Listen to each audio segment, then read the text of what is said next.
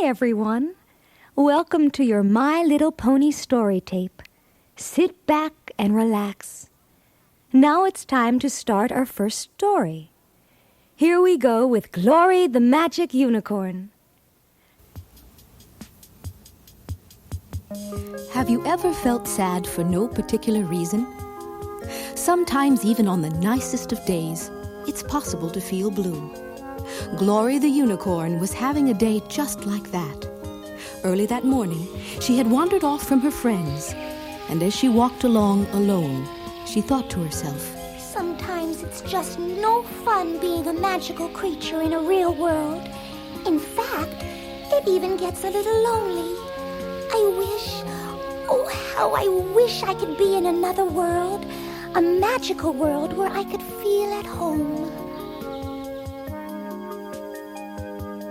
Now you and I can make all the wishes we want, but unless we work hard at making our wishes come true, nothing will change.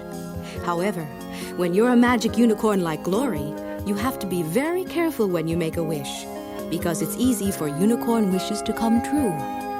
Glory was about to find this out the hard way, for the moment her wish to be in another world crossed her lips, a strange feeling came over her. As she looked around, the real world began to fade away. Every shiny spot, like dewdrops on the tall grass and pebbles in the stream, began to grow brighter.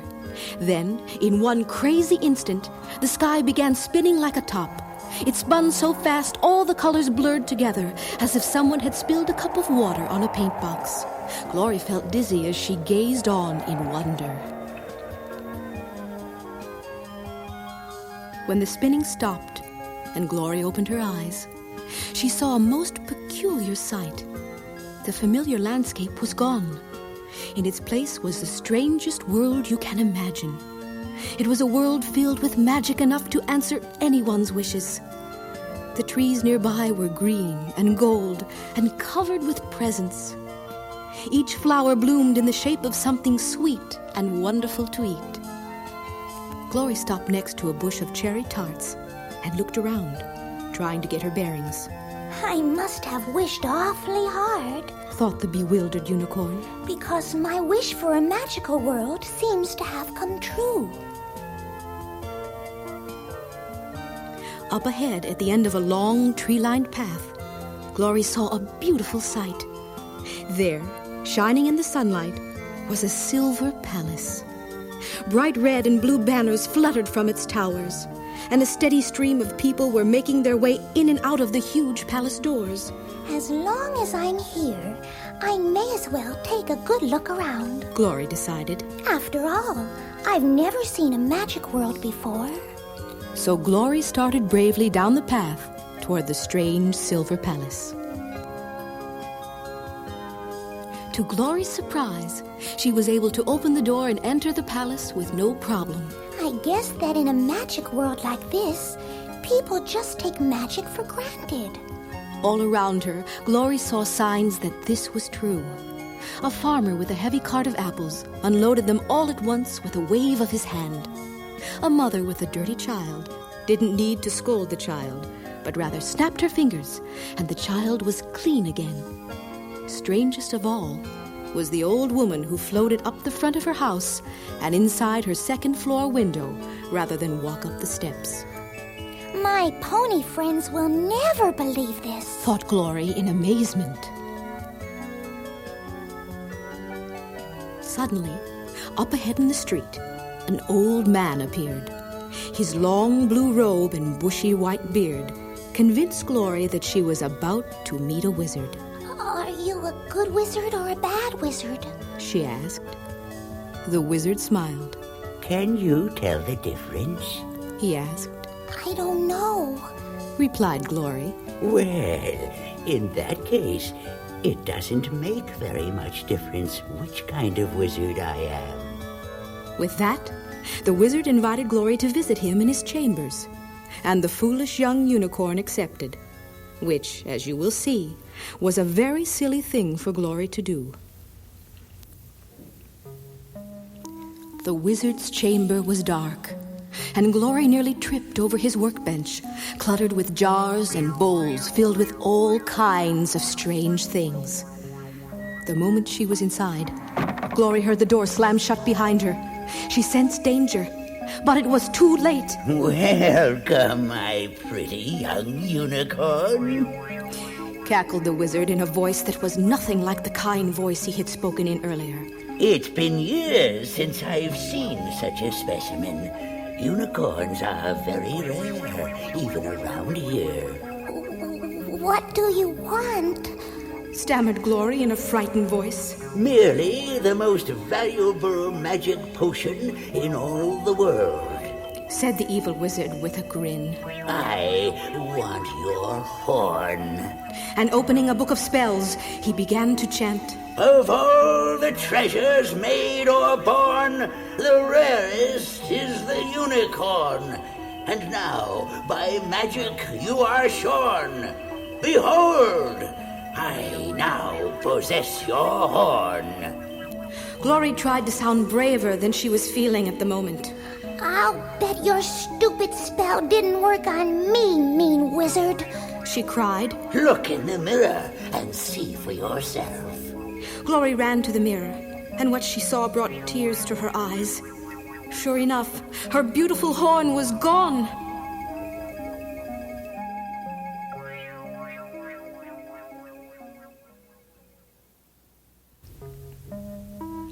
The wizard laughed as he pointed to the door and shouted at Glory.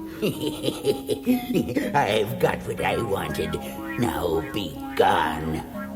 Tearfully, Glory left the wizard's chamber and wandered through the long halls of the palace, sad and alone.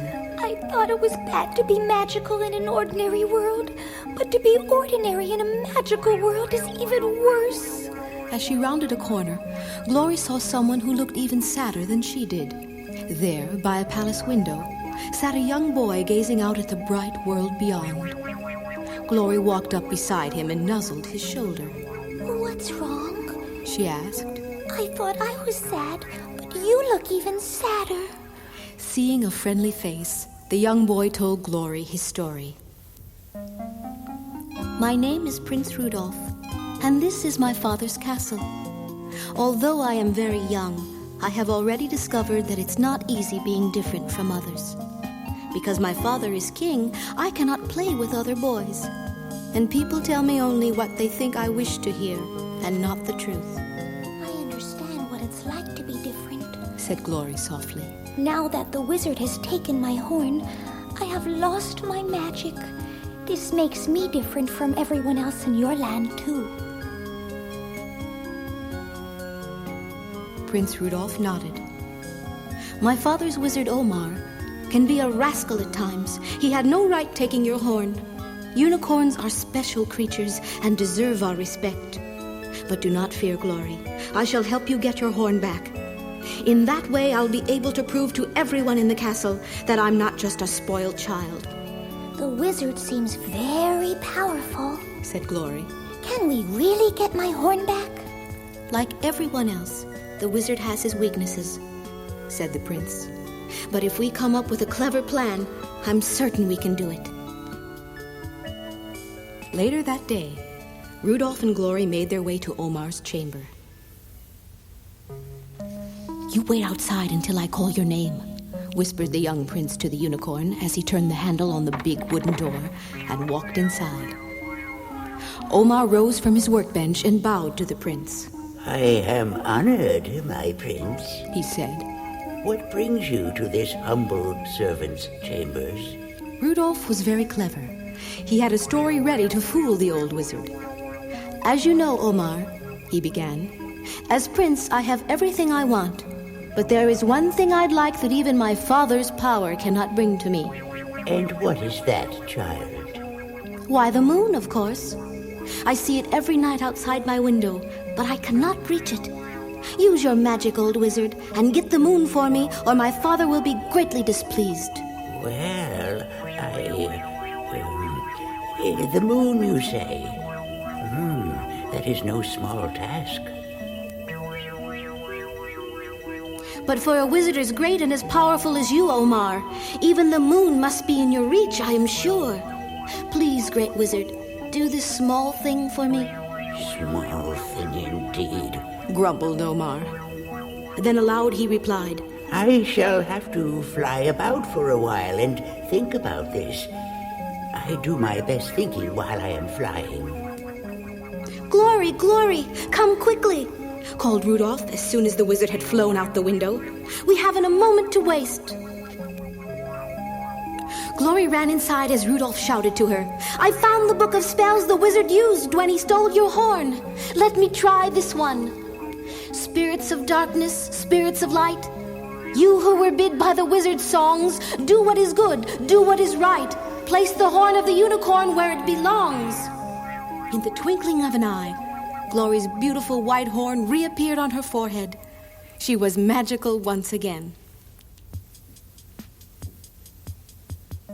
By the time the wizard returned to his room, Glory and Rudolph were already outside the palace on a nearby hilltop.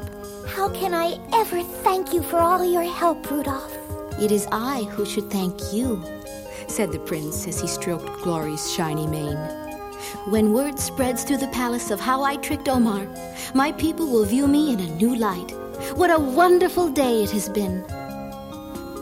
Glory was seeing things in a new light too. Never again would she regret being different from the other ponies. Her magic made her special, and she liked that. Young Prince Rudolph waved goodbye as his new friend Glory, the magic unicorn, closed her eyes and wished herself home again.